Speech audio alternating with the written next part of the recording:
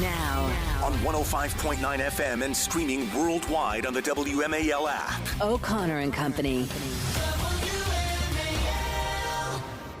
It's O'Connor and Company on this Tuesday morning at 7:07. Thanks for tuning in here to America's Morning Show. Here on WMAL, we make sense of the news, but I'd like to thank Julie Gunlock that every morning we make fun of the news. Yes, it's more as accurate. well, because if you ain't laughing, you're crying around here, my friends.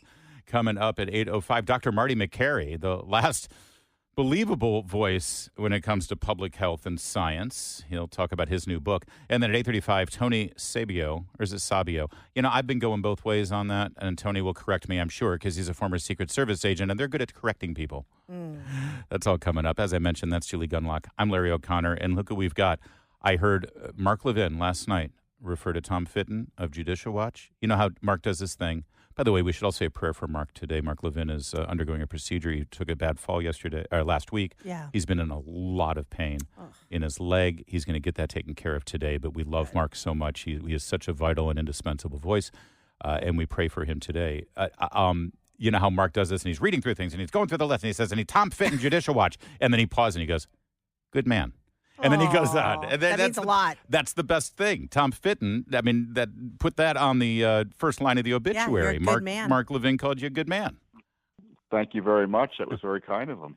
He's a good man himself. He sure is. Listen, Tom, you've been asking for questions from, an hour after the assassination attempt of Donald Trump on July 13th. The report, we're still waiting for it, but some of the leaks about this report that we're going to get from the Joint Committee investigating the Secret Service and the events that led up to that assassination attempt showed that there has been a woeful lack of transparency. They continue to stonewall both Democrats and Republicans complaining about it in Congress. Can you shed a little light on this and tell us exactly what appears to be an attempt to hide information, if not cover up information?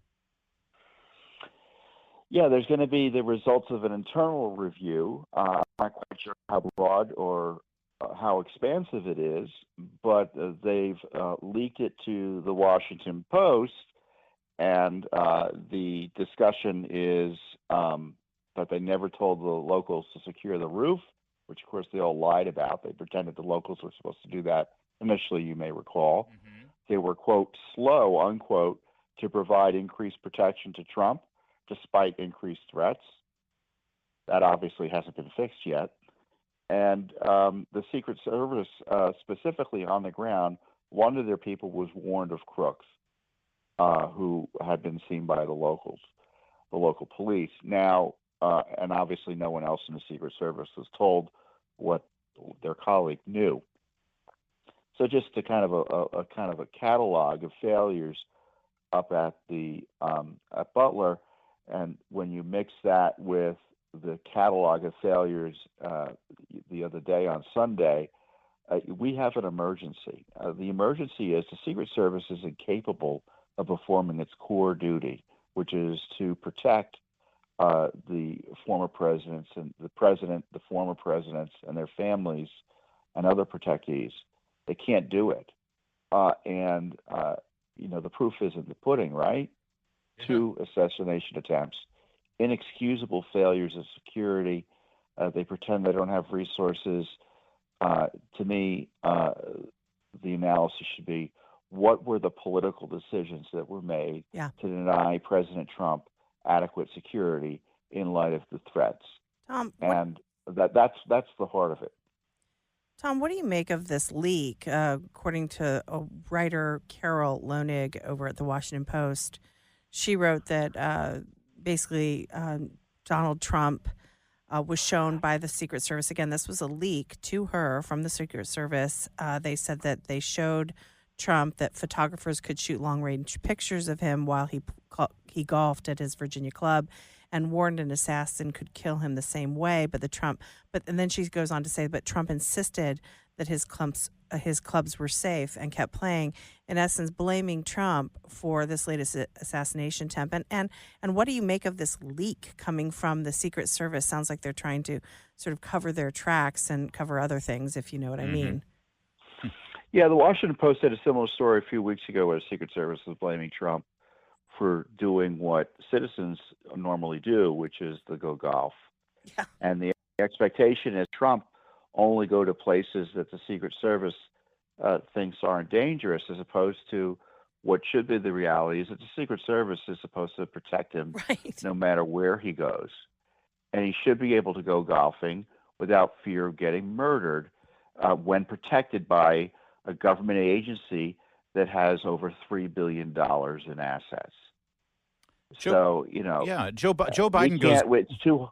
Joe Biden goes golfing all the time. Joe Biden lays on the beach. He lies on the beach as well. But Joe Biden lays on the beach all day long. In fact, that's all I see this guy doing is golfing and laying on the beach. And somehow they're capable of protecting him.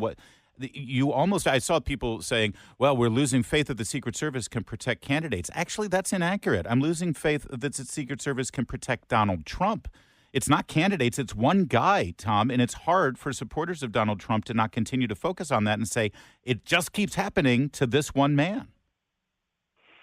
Well, the agency has a demonstrated record of making political decisions in its protective decisions.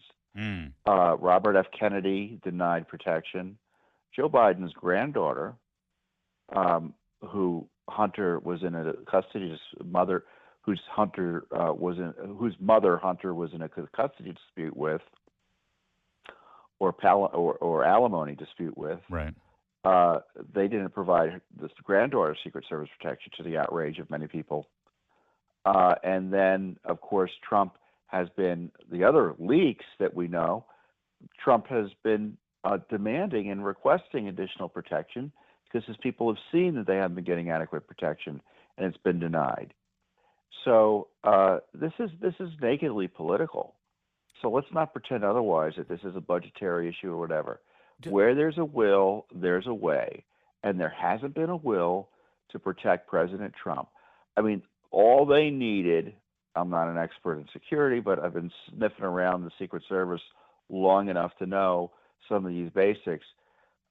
Those streets that were close to where the president was golfing, they didn't need necessarily to close them, I would argue. How about just having an extra guy or a patrol car sitting at key locations to warn off anyone who might try to get over there? I'm talking to Tom Fitton at Judicial Watch. Tom, we've also learned that this was sort of a spontaneous, off-the-record moment when he went to golf. It was a very close-knit people within Trump's inner circle and the Secret Service. That suggests, I'm not saying it proves, but it certainly suggests that this guy either was incredibly lucky to sit there on the tree line, or maybe he had a tip that Trump was going to be golfing that day. We don't know. But, of course, Tom, because of everything we've seen over the last several years, we don't have a lot of faith in those bodies that are supposed to perform this investigation. Is there anything that Judicial Watch can do in that regard? Are you capable or able to do your own independent investigation of this? Sure. I mean, we already have. I mean, you can ask the CIA, you can ask the FBI, who knew what and when about this person. He was there, evidently, according to the indictment yesterday, at least the initial indictment, for 12 hours ahead of time. Yeah. According to his phone location and other data. So he was running a military-style operation, one which could have been quickly undone if the Secret Service had done a basic perimeter check and secured the golf course as necessary. Tom, even if it were quite a surprise that Trump wanted to go golfing on the weekend. There's one other thing here that you just sort of sparked in my memory that I want to ask you about, and that has to do with what context this suspect may have had with members of Congress or members of our government, given his activities. Can you hold with us for a second, and we can address that next? Sure. Great. We're going to continue with Tom Fitton, Judicial Watch. It's too important, and frankly, it's already being memory holed, this story, the second assassination of Donald Trump. Barely talking about it on Morning Joe, but that's why you're here on Morning Not Joe.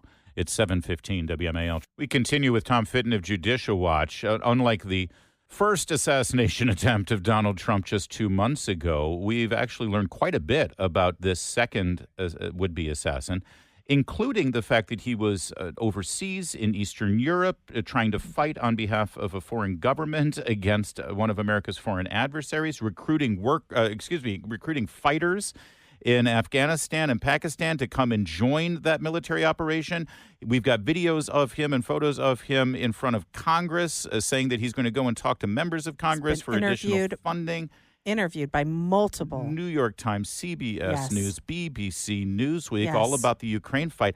Tom, every single person that I have asked about all of these behaviors tell me that it is impossible for him to have done the things that he has done with regard to the Ukraine war effort without not only being on the radar, but being pretty well known to people within our intelligence agencies and national security apparatus. Why is that not completely transparent right now? And any contact that a would-be assassin to President Donald Trump, any contact made with anyone in the government, elected official, or people working in our government and military, that should be full disclosure as of yesterday. And further investigated. Yes, Tom. I mean, Yeah. I mean, look, they haven't released one document under FOIA from their investigation from the first assassination attempt. So they're not going to release this stuff until forced to. Until Oliver Stone makes a movie. Exactly. All of this, that would help the campaign. All of this is his record have so many alarm bells as it relates to potential intersections with our intelligence agency. And agencies, law enforcement, FBI, et cetera, and foreign intelligence agencies. And to me, it's a massive investigation that needs to be done in that regard. And the question is, who do you trust? Do you trust the FBI that's trying to jail Trump to get to the bottom of this, who has already a spotty record when it comes to working with foreign nationals who are out to subvert America as opposed to protect America. And the CIA's hatred for Trump is notorious as well, with their intervention in the last election, and who knows what they're doing now. So I would just, I think the presumption has got to be that the FBI, CIA, and who knows how many foreign intelligence operations had their, were potentially running them. Now, does it mean that they were, quote, responsible for the assassination? Right. No. But certainly that initial question is going to lead to additional ones. Yeah. It is also weird. You say they haven't released anything about the first assassination. I'm still reeling from the first assassination, as I think most Americans are. And then you see things that both this Ryan Ruth guy and Thomas Matthew Crooks were both featured on a BlackRock commercial.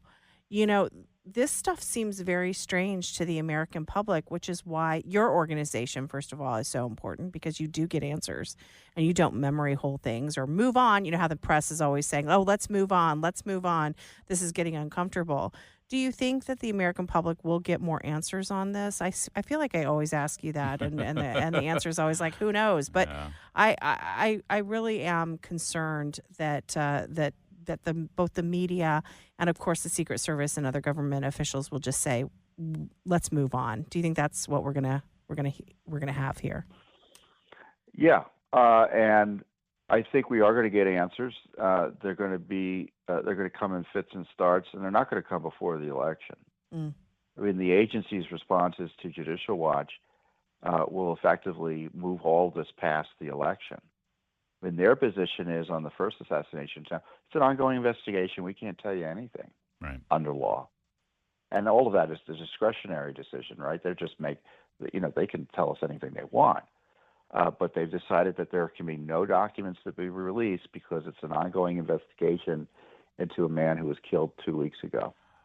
Real fast, Tom, we love the work that you do at Judicial Watch. We continue to, get alerts on your social media and on your press releases that come out. I'm curious, who do you look at? Certain senators and certain members of Congress seem to be really trying to look in earnest into these things, and they've been able to get some sources and whistleblowers. Who are you keeping an eye on in terms of some flow of information from Capitol Hill? Well, the Secret Service scandal, obviously, Holly's been doing some good work. Senator Grassley is a reliable source for whistleblowers, and Senator Johnson as well. And now more whistleblowers are going to Congress, so, Jordan and Comer and company are able to get some more information. So it's good to see that the Congress is beginning to follow Judicial Watch's lead after 30 years. Yes.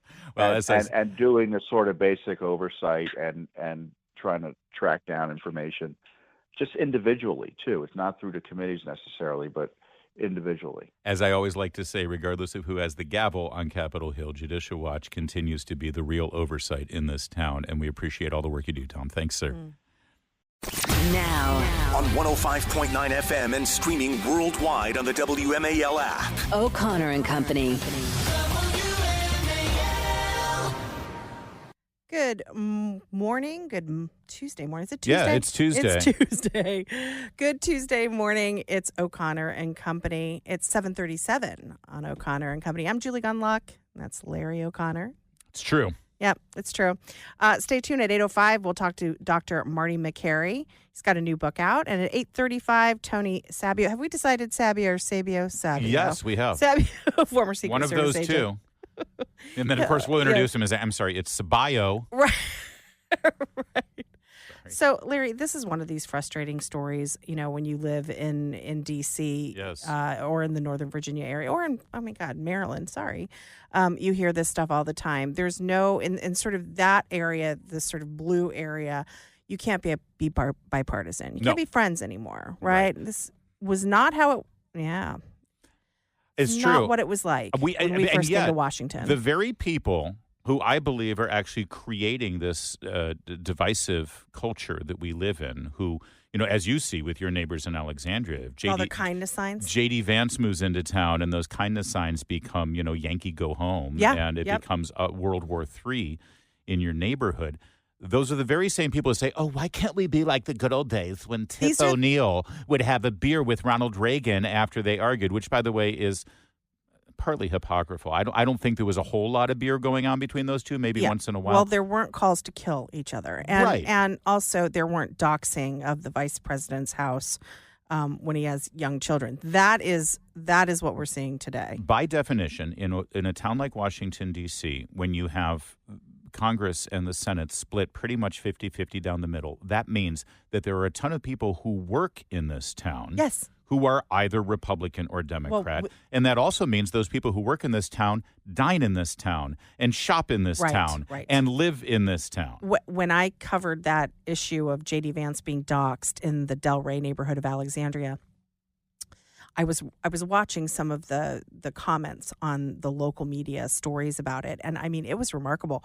One woman actually said, why does J.D. Vance, he's a senator from Ohio. Why does he even have to have a home here? Are you stupid? Well, yes, don't answer that question. Yes. Rhetorical question entirely. But, it's just amazing. What's he doing here? And that leads us to this story, which we hope by shedding some light on it, we might be able to actually change the narrative here. Because there was an attempt made to open a bar, a watering hole in Washington, D.C. It was going to be called Political Patties. Now, I say gonna be because it is temporarily closed right now.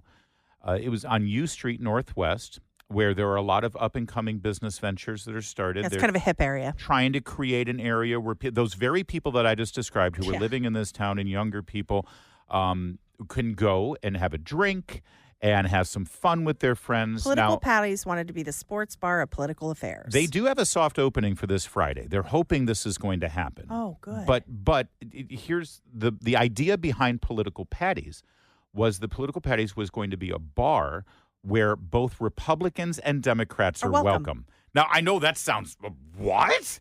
How is that possible? That is actually controversial. That's controversial. They wanted to create a space, as they say, and the logo has a donkey and an elephant. Yeah, lifting cute. a beer. Yes. Having a drink.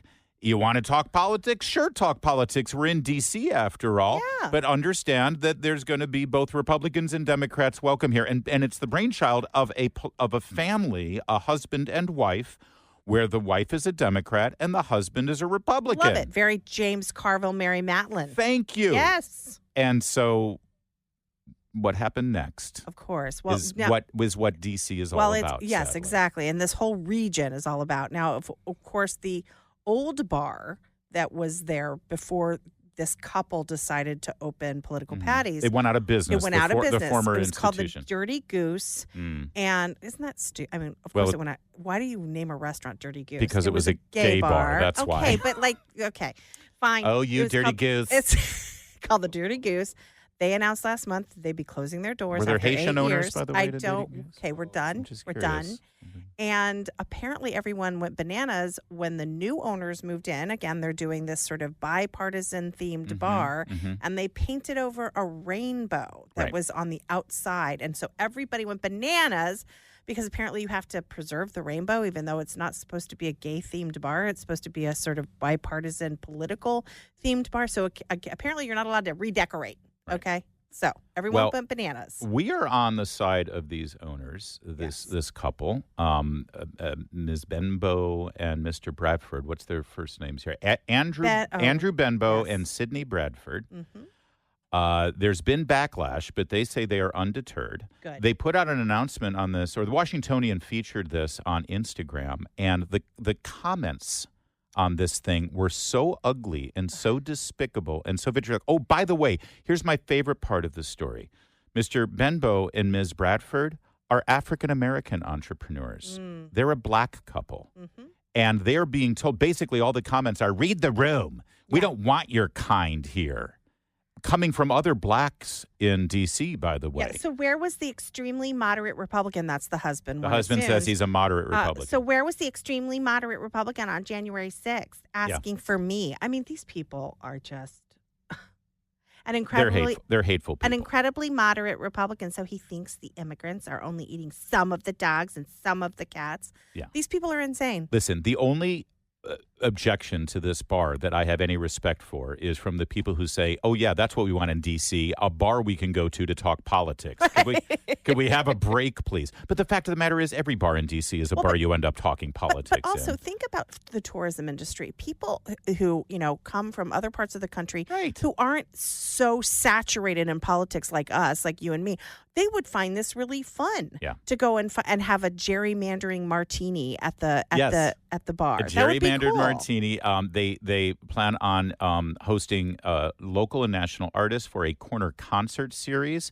They also want there's drinks and free popcorn. They hope the bar becomes a staple for people looking to engage in politics specifically. But they also see it as sort of a sports bar for political affairs. And it is sports. They've got drinks called the gerrymander martinis. You said the filibuster fizz. There's going to be gavels on every table. So cute. Whoever holds the judge's hammer gets to lead the conversation. And you know what? We're ready to do a live remote there. Let's go. Let's do it. We can do O'Connor and Company there. Look, it is a 3-floor building. It has 2 bars and a roof deck. Yeah.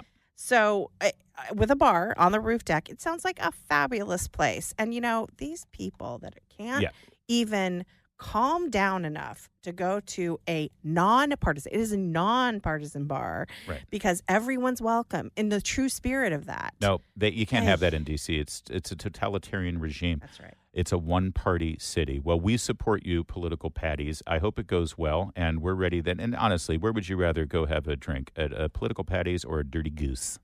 Oh, yeah. Don't answer that. It's 7:44. Larry, it's a personal question. Okay. Do you shower every day? Is there something you're trying to tell me? This is an interesting story. I know she didn't answer. You don't have to answer. But there's the New York Post.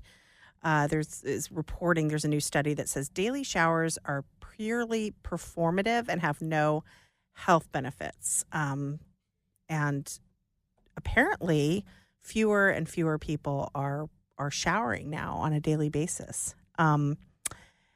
Apparently, we are becoming European. Yeah. I just came from Europe, and I can tell you that this has taken hold. Yes. In many of the coastal cities, the Yes. idea of not showering every day. All right, I will say this. I do think that this is sort of generationally cyclical in terms of the need to shower. For instance, you have 3 teenage boys. Yes. They need to shower every 90 minutes. Yes. Right? Yes. It's just the funk is real. Yeah, if you work out. Even if you don't work out, there's hormonally stuff going on with teenagers where they need to shower all the time. Full adults. I used to shower. So I will answer your question. Yeah. I find myself not showering every day necessarily. Well, this is some days yes, some days no. My cycle, right? I don't shower in the morning before I get here because I want every moment of sleep as I can get. Yes, of course. And when I shower, it's usually later in the day, especially if I've worked out. Yeah. But if I haven't, I'll be honest, now I trust my wife to tell me if I need to shower. Wow, how nice. That sounds like a fun job. I will say that I think part of the reason we're seeing this is because of the change in how people work. A lot of people are working from home now. Yep. And, it's interesting. My husband and I had this conversation where he said recently, I gotta get up and get showered and get in like a collared shirt. Right. And to feel go like you're downstairs. really doing I've something. actually talked to Patrice about this. Patrice is like, no, I have to like get ready and look nice. Even if like, she's working from even if home she's all working day. from home. She Yes. says she's more productive. And I totally respect I that. get Now, that. I, am not quite as good about that. But I think that's part of the problem here. I think people just aren't keeping up with hygiene. I agree. I think that's part of it also, but you were right to point about Europe, because if you look at the article here that lays this out and telling you that it's really all just performative, you don't need to shower every day, most of the people, the experts quoted, are environmentalists. Well, there you go. Right. This is the green agenda. The same people who want you to eat bugs all the time instead of steak also don't want you to shower, and that's not the life that I want. Eat vegetables. It's Great. 7:53.